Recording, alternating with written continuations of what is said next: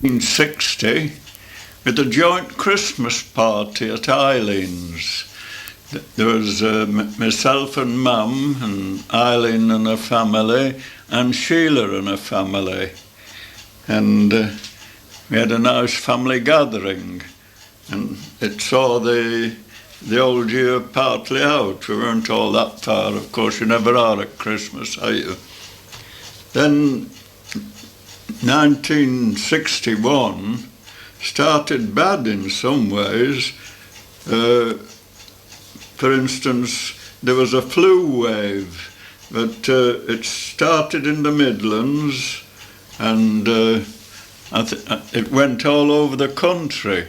But it was one of the worst outbreaks of flu that we'd had for a long time. One of those that spreads rapidly and knocked people off their feet when they got it. And unfortunately, at work, in the tool room where I worked, we'd always had a sick club. But of course, this sick club was based on pre-war ideas, and the amount we paid in and the amount we got out of it now in 1960 didn't go very far at all. So I got the idea of starting a new sick club when the entrance fee would be more and the weekly contributions would be more, and the amount that we would get if you were sick would be quite a decent amount and help fellas to get along while they were sick. Well, I'd started this off actually in the previous year, and everything had gone all right. We just had the normal amount of sickness, but with this wave of flu starting, well, before very long, I think about half the men in the shop had it, and the worst of it was that practically everybody who had it had at least a fortnight off. In fact, in some cases, the doctors were recommending the men to have an extra week because it got them down to that extent. Fortunately, I didn't get it myself, but of course, I had all this worry of the sick club because we'd only been going hardly a year, and we hadn't had much chance to build a reserve up. And what reserve we had in our funds was quickly used up in sick pay. And as the flu didn't seem to be abating any, what we had to do was we had to just pay the men just a small amount of what was due to them, and promise them that after the flu wave was over we'd make it up to them. And there was nothing else we could do, but it drained us right out of funds. But we kept our word, and after the flu was over and we started to build up our finances again, then these men who we hadn't been able to pay out, well, we paid them out then. But it was a bit of a knockback for me because I'd got it going so well the previous year, and if it had just normal sickness, it would have been all right. In fact, in future years, it was on a firm footing, and we never had any trouble like that again. Now, in March the 4th to be exact, of 1961, a little girl was born to Sheila and Frank, and that was Lynn. And altogether, we now had 10 grandchildren, and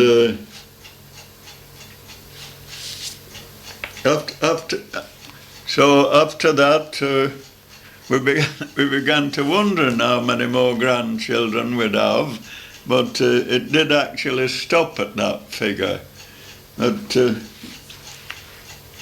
next thing that happened was Whitsuntide. And at Whitsuntide, Mum and I were still going off at holiday times because now that, as I mentioned before, we were on our own and I was doing well at work and getting pretty good wages, we could afford to knock about a bit. And so we went to my sister Mary's and stayed with Mary and her husband Jim. They'd moved from Plymouth, where they'd been previously, because Jim had retired, and they'd bought a bungalow in Prestatyn in North Wales. So we had a holiday with them that Whitsuntide, and although it only lasted the weekend, from Sunday, Monday and Tuesday, we managed to get quite a lot in that time because Jim had his car and he ran us to the different seaside places near to Llandudno and also Raleigh, and it took us for a ride round the coast in that part of Wales, and then it took us down the coast and took us to where Snowdon is, the mountain Snowdon, of course. Well, we didn't go up. It was possible to go up on a railway, but we didn't bother. But we did go to the foot of Snowdon, so we could say we'd seen Snowdon. Next thing that happened of any importance, it was really important at the time, because I don't suppose it seemed important really listening to it. It was just that Mum had now got an idea that she wanted a modern fireplace. So there was no reason why we shouldn't. So we went down to Pearson's in Nottingham and we bought a modern fireplace, and then we arranged with the council to come in and put it in.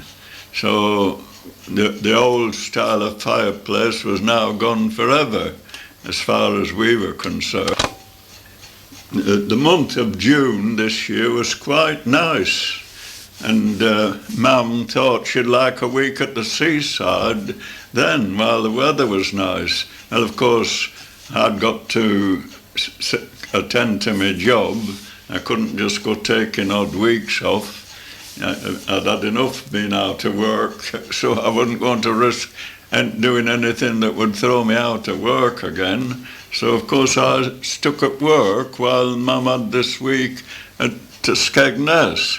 But I went with her on the Saturday, and I stayed Saturday and Sunday with her. And then on the following Saturday I went again and stayed the Saturday and Sunday, and then came back with her. It was very nice for both of us. But this August, instead of going to the seaside, as we usually did for a week, we went to spend a few days with my sister Hilda at Rain Hill. And then later on, Mum had a sister who was in hospital in Macclesfield, so we went to see her. So we did quite a bit of knocking about, one way or another. Then later on in August, our grandson David came to stay with us for a week, and of course I couldn't stop at home. It wasn't during my holidays, so I couldn't take him about. So he was more or less on his own when I was at work.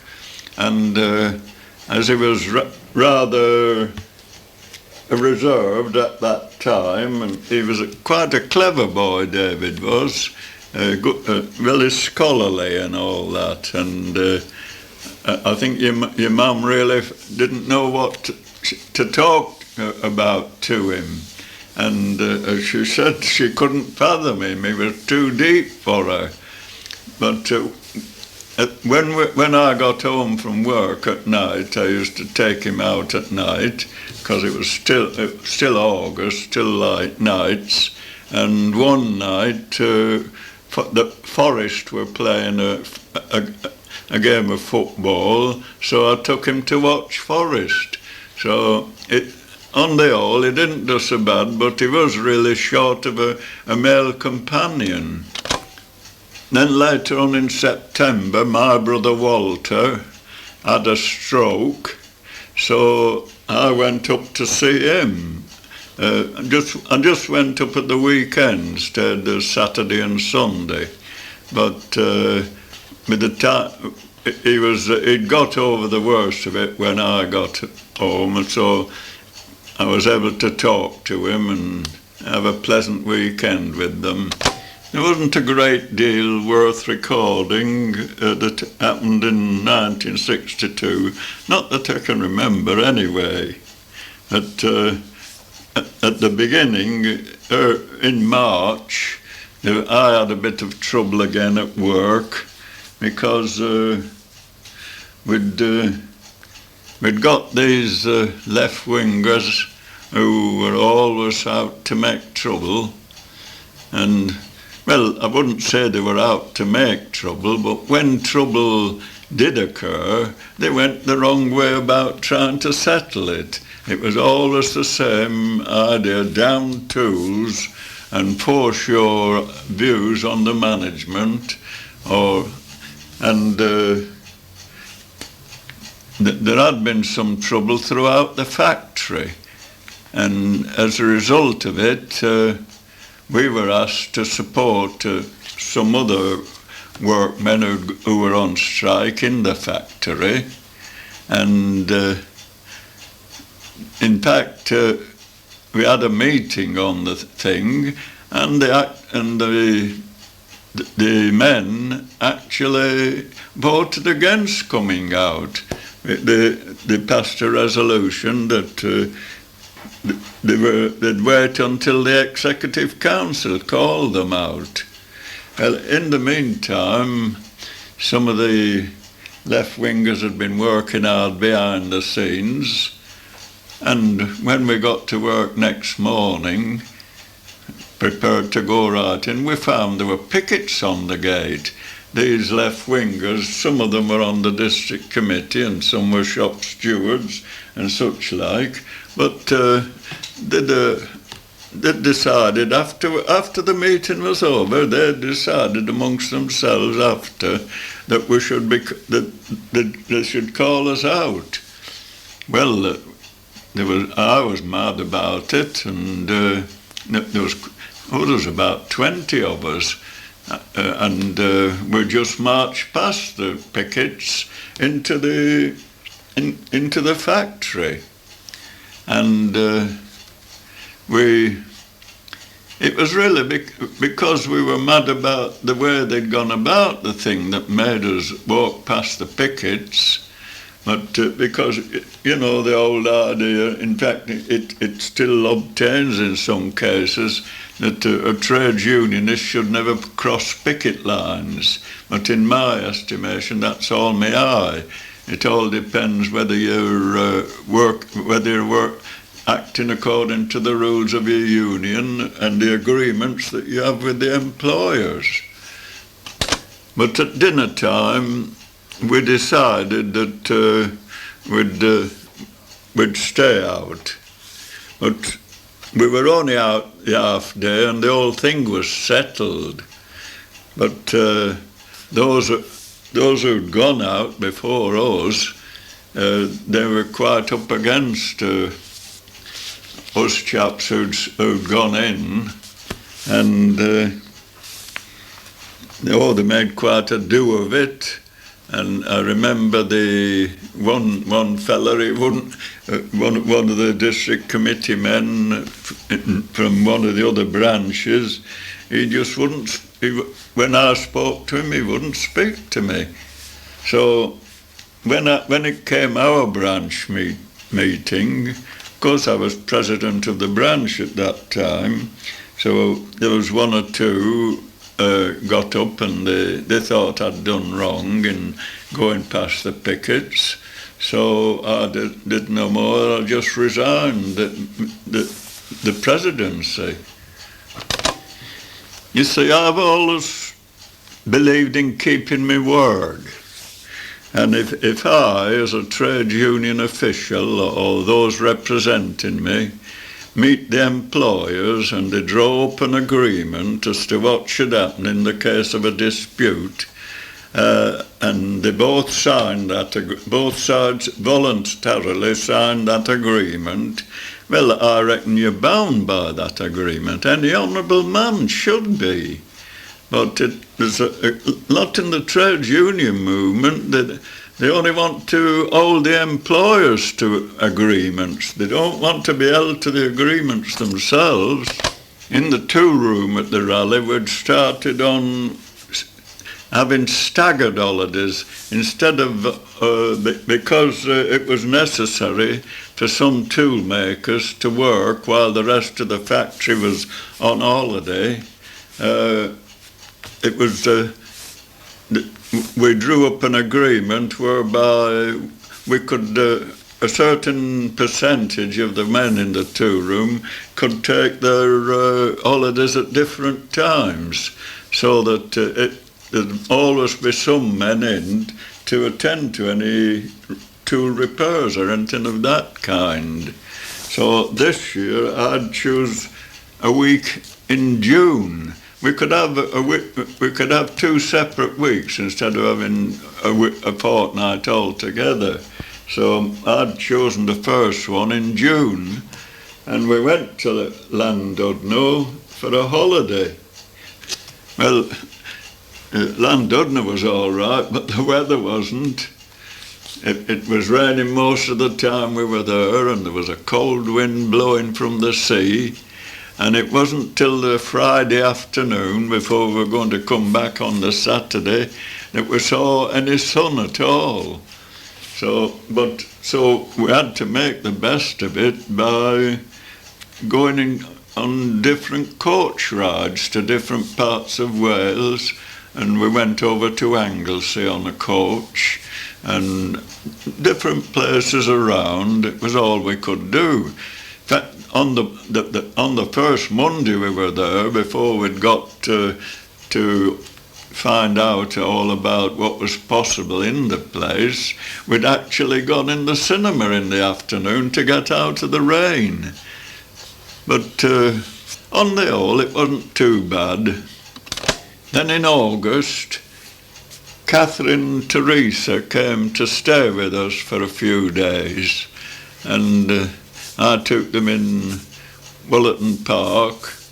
That was at the weekend, and sometimes took them little walks at night, but it was Mum who had, of course, the chief looking after them, and I think they enjoyed themselves.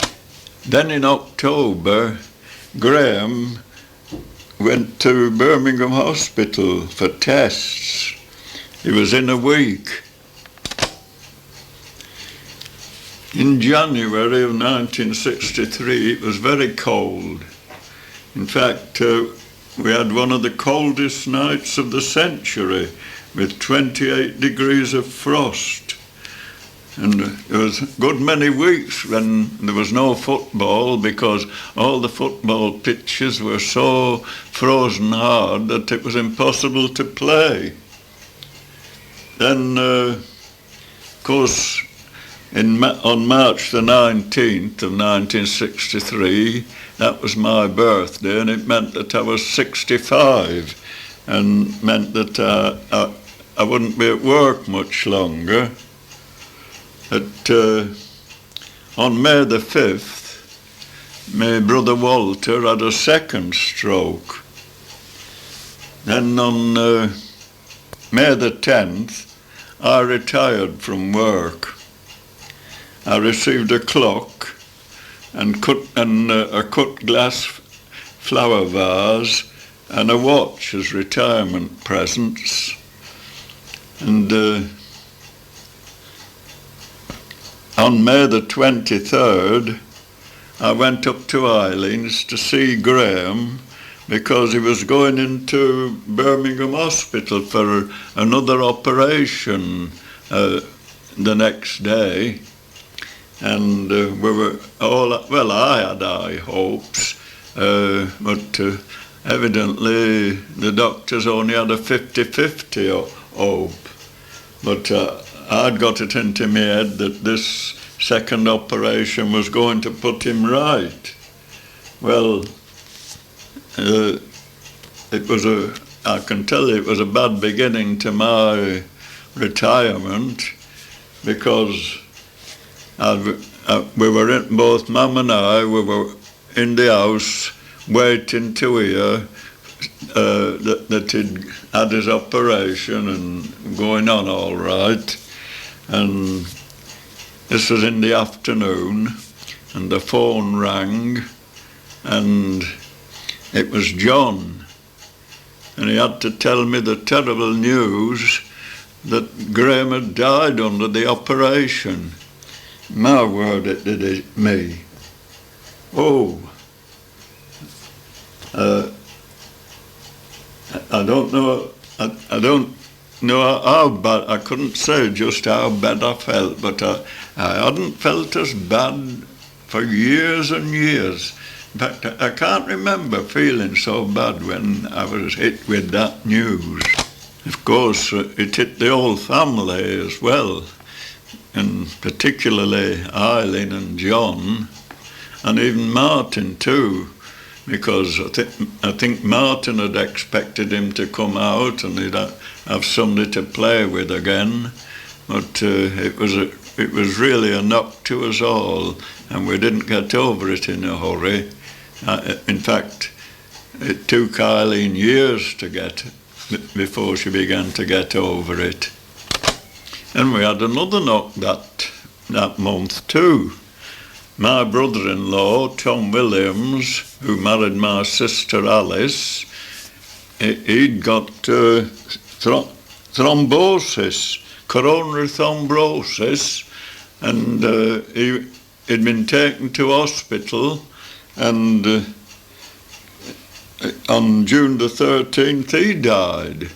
So that was in two months. In such a very short time, I'd lost a grandson and a brother-in-law. We certainly had plenty to keep us thinking in that first June of my retirement year. I went on my first Raleigh outing. The Raleigh used to run an outing for the retired workers, Raleigh pensioners as we're called, and we went on out into Stratford-on-Avon.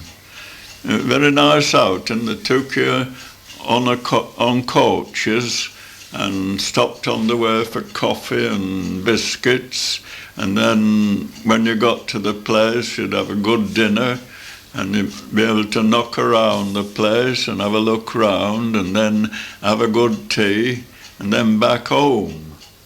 Well, then that was on June the 11th, but on June the 18th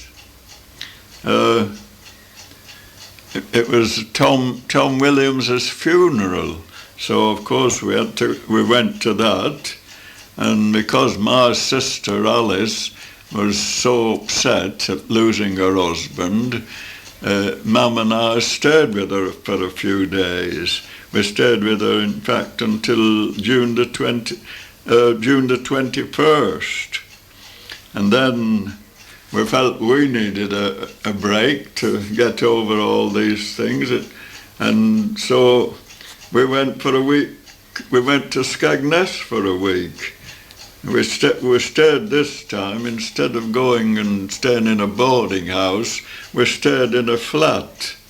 and it gave us more freedom, and of course didn't cost quite so much either. And then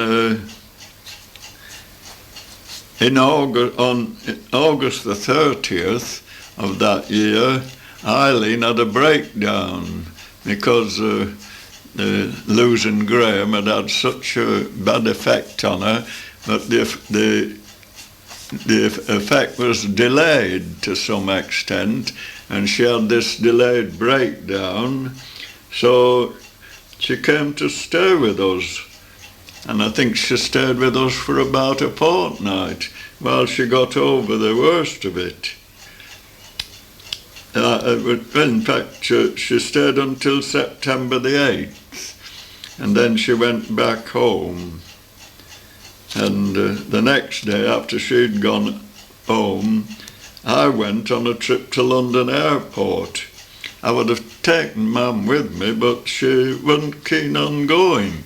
But I hadn't seen any modern airport, so I thought I'd like to see what it was like. And we had a very nice day. And on October the 20th, Catherine and Teresa came and stayed a week with us. And then after they'd gone, it was while they were actually with us that we had the staircase decorated by the co-op. It was, Mum thought it was a bit too risky for me to do, and I had done it once, but of course I wasn't as steady as I had been, and perhaps it was as well that we did get a professional to come in and do it. Then on the 26th of October, Catherine and Teresa went back home, and when they got back home, they found out that Catherine had got chicken pox. Now, the next thing of any note that happened was that President Kennedy, the President of the United States, was assassinated. And of course, all the world was shocked at it, because although he was a very young president, he was also a very outstanding president and was well known throughout the world. Then on November the 30th, my brother Walter died after he'd had a third stroke. So on December the 4th, I attended the funeral of my brother Walter, and I went by train via Derby, and when I got to Derby station, I'd arranged with my sister Alice to catch the same train, and we went up together and came back together. Then in 1964, we were taken for a day out to Princess Park, Loughborough. No, it wasn't a day out, it was an afternoon out, to be truthful. We went to Princess Park, Loughborough, and had a nice half day there. And in July 1964, Mum and I went to Skegness for a week. We stayed in a flat again in Sunningdale Drive, and we had quite a nice holiday because it was right in the middle of summer. But with going in a flat, it made it that we could do whatever we fancied, and we didn't have to go in at a certain time for dinner or tea. If we wanted to have a day off somewhere, we went.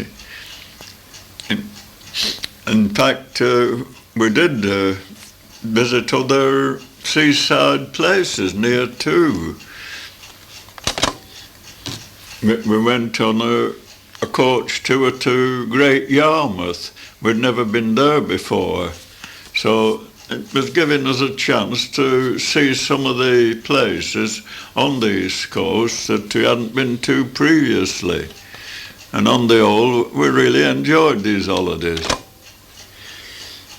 In August also of this year, my nephew, my sister Alice's son, Barry, he got married. He married a girl in Burton, and we went to the wedding. And not only did we go to the wedding, but when we got there, we found out that the whole of the Finney family from the old had come down they'd hired a coach, and they got a coach full of people, all relatives or friends. So it was quite a big affair. And we had the reception in Burton, and then we all came back to Alice's house in Derby after the reception was over, and finished it up there. And again we stayed on for a day or two with Alice. My granddaughter Jill, one of Joan's daughters, she came to stay with Eileen for a week, and at the end of the week I took her back to Joan's, and at that time they were at a farm in Hollybush, which I've mentioned before, but I took her back and I stayed a couple of days with Joan before I came back myself. On September the 24th, Mum and I left to spend a holiday at Rainhill with my sister Hilda. And we had a nice holiday there, and while we were there, we went on a bus to my sister Mary at Prestatyn. So, and we visited all our brothers and sisters and other relatives while we were there, and Mum's relatives. Of course, it was always a busy time when we went to the Holt, because we'd got so many relatives that we had to see. And that seems to be about the last thing of any importance we did that. In January of 1965, Sir Winston Churchill died. Well, this doesn't actually affect the family, I know. But Winston Churchill had been a great war leader in the 1939-1945 war, and of course he was thought very highly of by most of the people in England, because he'd helped to pull us through. It was his leadership, more than as much as anything, that had helped to pull us through, and so it was really an event worth noting.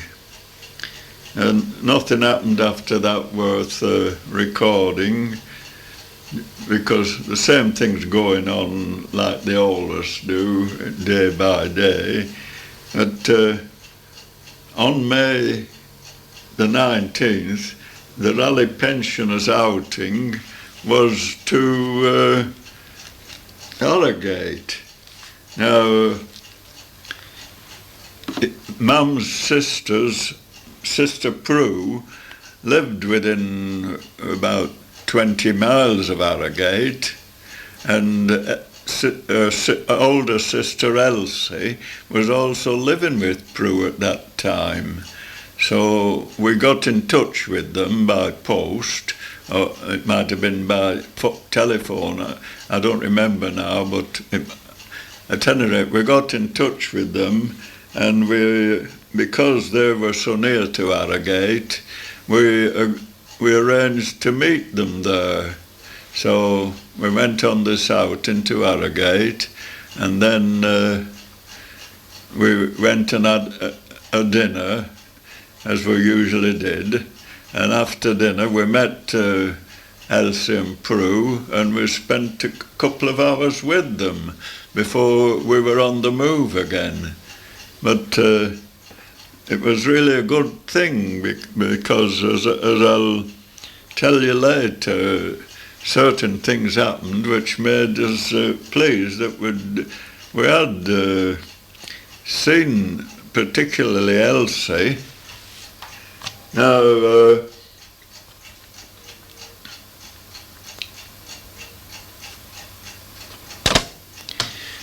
you see, there's one thing I ought to have mentioned, that when we saw Elsie, she looked very ill, and we had a feeling that anything could happen. We had 1 or 2 outings that year with our son-in-laws. For instance, John took us for a run to Mona's at Clown, and it took us a long way round through Chesterfield, so we had a nice drive round before arriving at Mona's, and then we all had tea together there, and it meant that we kept in touch with Mona, and she was pleased because she was a long way from home. And then later on,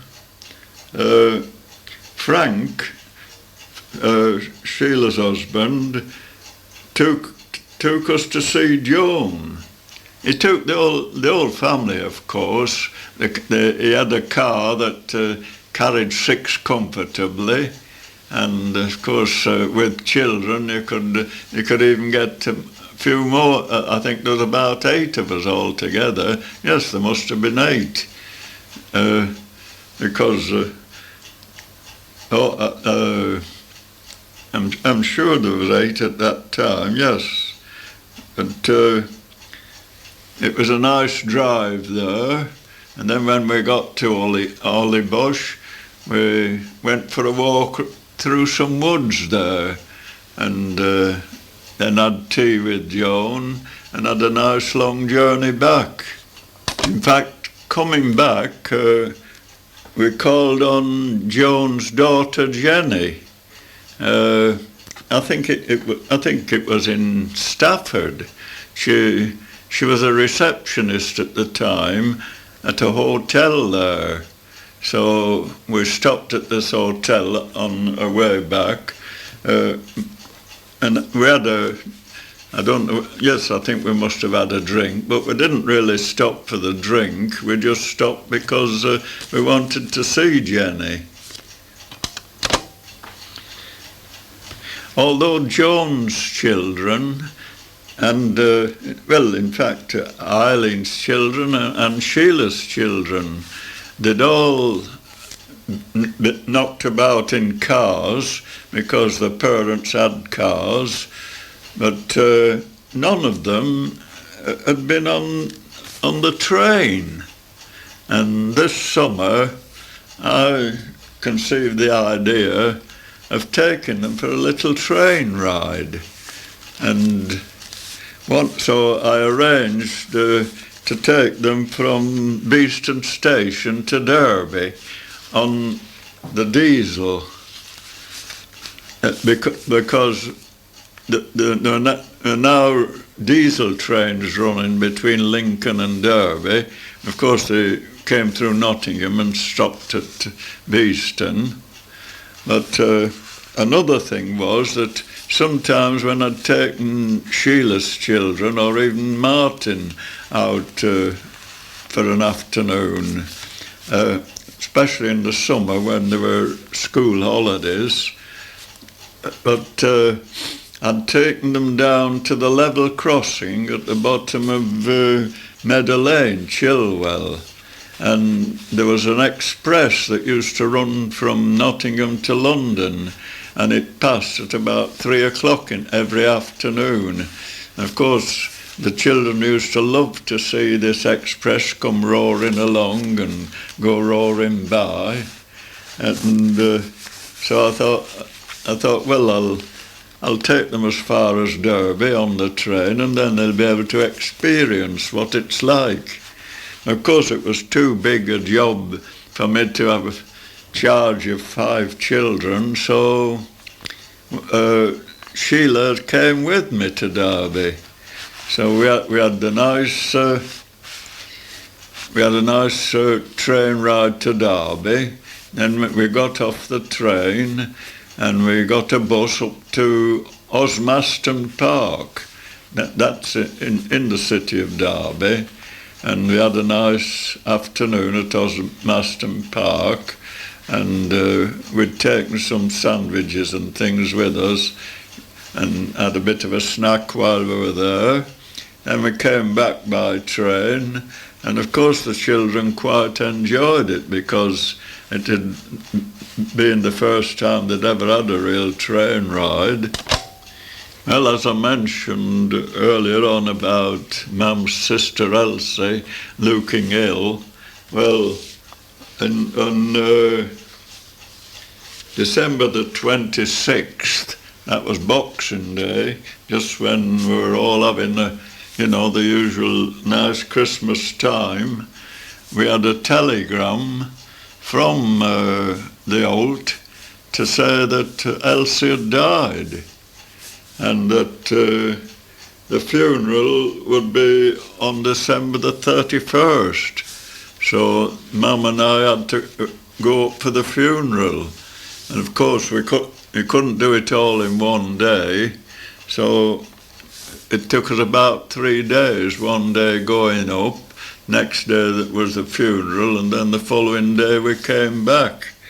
But that's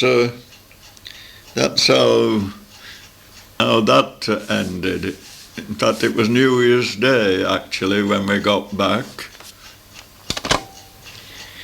In January 1967, there was a musical film going round, and it was very popular. Nearly everybody was going to see it. It was called The Sound of Music. So one day I took Martin to see it, and he quite. I took him into Nottingham with me early about dinner time, just before dinner time, and then we went in a cafe and we had eggs and chips and something like that for dinner. And then after we'd had this bit of dinner in the cafe, then we went into the Odeon, as it was called then, and watched this film. And then came back home after the film was over. In February of this year, our first great-grandchild was born. It was born to Joan's oldest daughter. Her name, she actually christened Eileen, but later she changed her name to Jenny. And I sometimes get mixed up when I'm talking about it.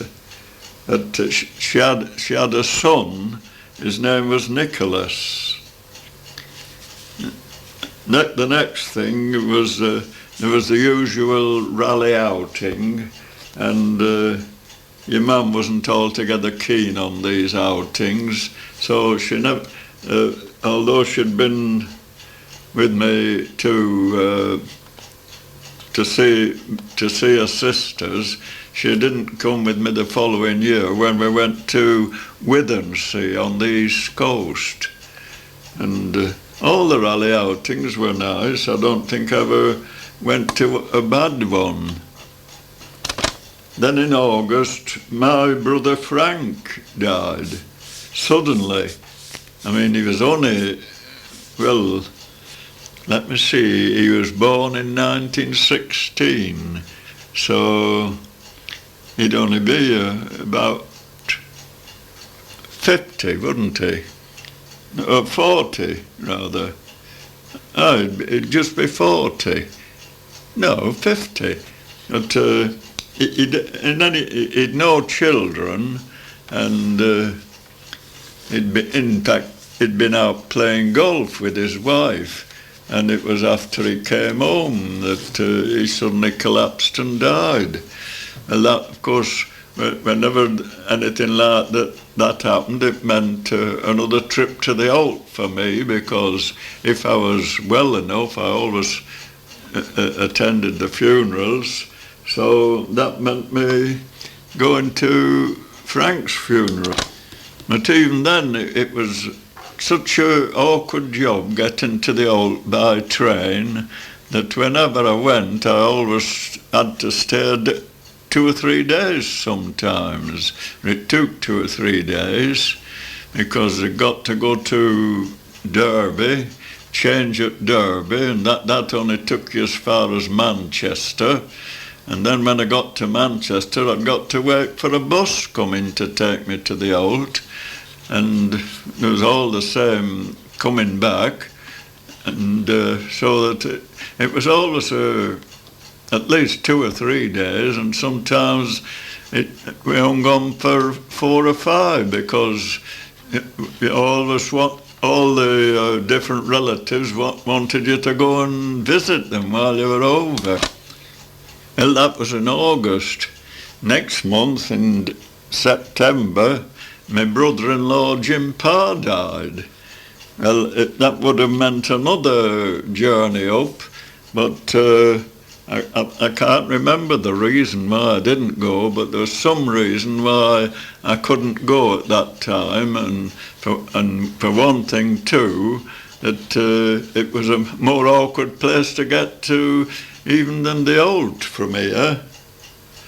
And in November of that year, Joan, Bill and Chris came and stayed with us for a few days, and that was about the last thing of any importance that happened in 1967. In 1968, Mum didn't have very good health. Well, I mean, all the troubles that she'd had before, she seemed to be having them again, only worse. And it meant that she was either constantly visiting the doctor or calling him in. And